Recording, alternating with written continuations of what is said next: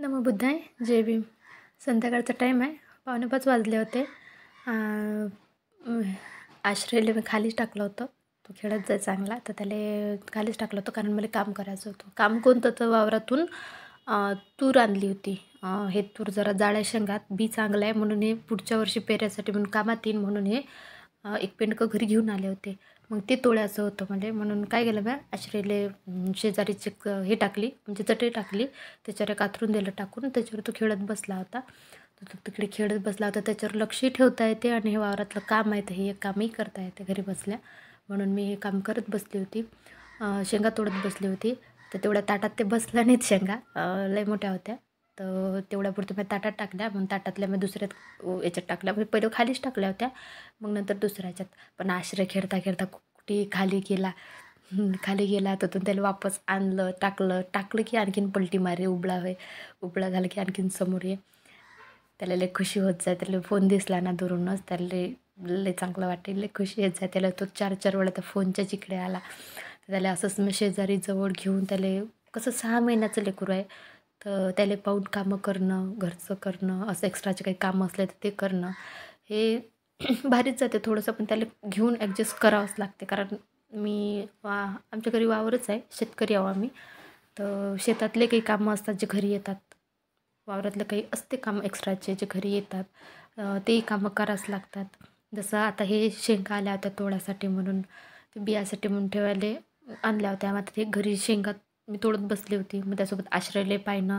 आणि तो टोंग्यावर आला, त्याच्यानं तो काय करते माहिती आहे का, कुठेही फिरत जाय. तो त्या शेंगा तोडता त्याच्यातही येत जाय. शेंगा किती वेळा त्यानं हातात घेतल्या, पण ते शेंगाचे टोकदार असल्याच्यानं ना त्याला 2-3 वेळा असं रुतले. त्याच्यानंतर मग मी त्याला मांडीवरच घेतलं होतं थोड्या वेळासाठी. म्हटलं मांडीवर घेतलं तर हा तेवढा पुरता तरी शांत राहीन. पण त्याला शांत कुठे राहते पोरगं, ते शेंगा घ्यासाठीच त्याचं वचवच चालू होतंच. तर मांडीवर चुपचाप राहिला नाही तो, त्याचं इकडे तिकडे पाहिनं ते सगळं त्याच्या क्रिया चालूच होत्या. तरी मला काम चालूच होतं. कसं आता सासू वावरात जाते, सासरे जातात, मग काही घरचे कामं असतात ते आपल्याला करावंच लागतात. कारण तेही दिवसभर रिकामे नसतात बिचारे, तेही दिवसभर राबतातच वावरात. मी घरी असल्याच्यानं मग म्हणजे बाळाच्यानं मी घरी असल्याच्यानं मी काही थोडंफार मग काम करू लागतो. जर वावरातलं आणलं तर तेवढ्यापुरतं करावी लागतात.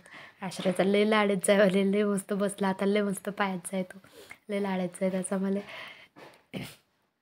त्याचा चेहरा तर त्याला असं वाटते की बाबा हे काय आहे समोर, काय घेऊ काय नाही, असंच वाटत आहे त्याला तर नेहमी. तर त्याच्यानं तो एक शेंग तोडू ते इकडे टाकू ते, शेंगा सगळ्या सांडून टाकल्या होत्या त्यांना. तर ते काय झालं होतं, तेवढं जे पेंड आणलं होतं, चांगल्या जाड्या शेंगा होत्या, तर त्याच्यात काही हिरव्या होत्या आणि काही वायल्या होत्या.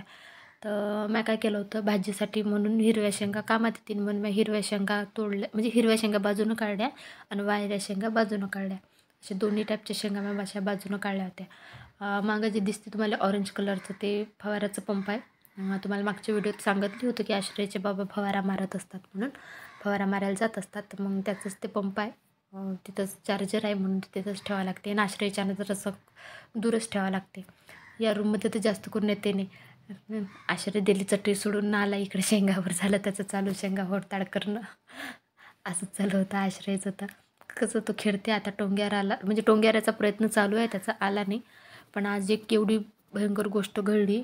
मी बाहेर असताना आश्रय म्हणजे पलंगावून खाली पडला, लय रडला बिचारा. सकाळी चांगलं डोक्याला लागलं त्याच्या, लय रडला सकाळी तो. ते झालं होतं. आश्रयचे बाबा वावरातून आले होते, इंधन घेऊन आले होते. तर तुम्हाला दिसत असेल मागच्या साईडनं इंधन उचलून आणताना, ते बाहेरच मी फोन ठेवला होता म्हणून ते इंधन घेऊन आले होते. इंधन घेऊन आले, त्यानं इथं अंगणात आणून टाकलं होतं. त्याला म्हटलं राहू द्या मी नेऊन ठेवीन म्हणून त्याला बोलली होती मी असं. म्हणून त्यानं आणून तिथं अंगणातच ठेवलं. माझी तब्येत बरोबर नसल्याच्या गळ्या जरासं मागं पुढे होते.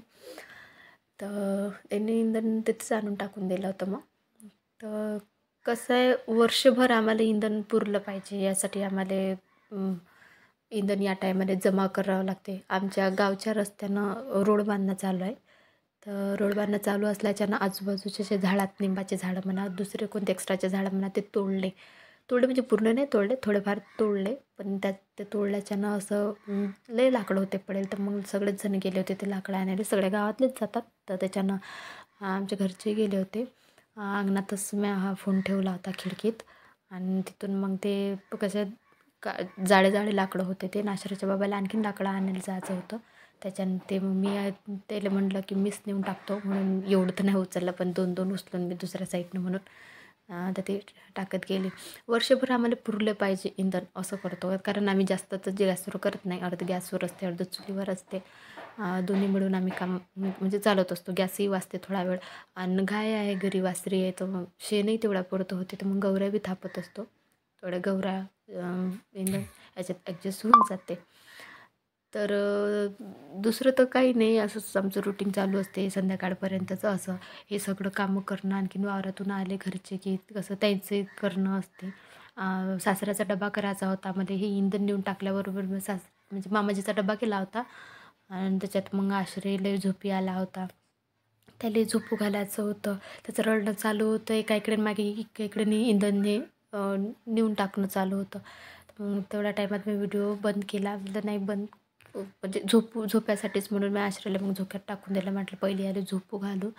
हा झोपला तर सगळे मग कामं करता येतील. म्हणजे आश्रयला पहिले झोपू घातलं. आश्रय झोपल्यावर आश्रयला पहिले झोपू घातलं आणि आश्रय झोपल्यावर मग मी डबा केला. तर आश्रयच्या बाबामध्ये ते हे मागत जात दुपटं होतं त्याचं, त्याला आश्रयच्या आधीच बांधलं होतं. मी झोका द्यायचा होता म्हणून मग ते दिलं. तर संध्याकाळचं रुटीन आमचं म्हणजे दिवसभराचं कसं वाटतं तुम्हाला सांगा. संध्याकाळचं रुटीन आमचं कसं वाटलं तर नक्की सांगा.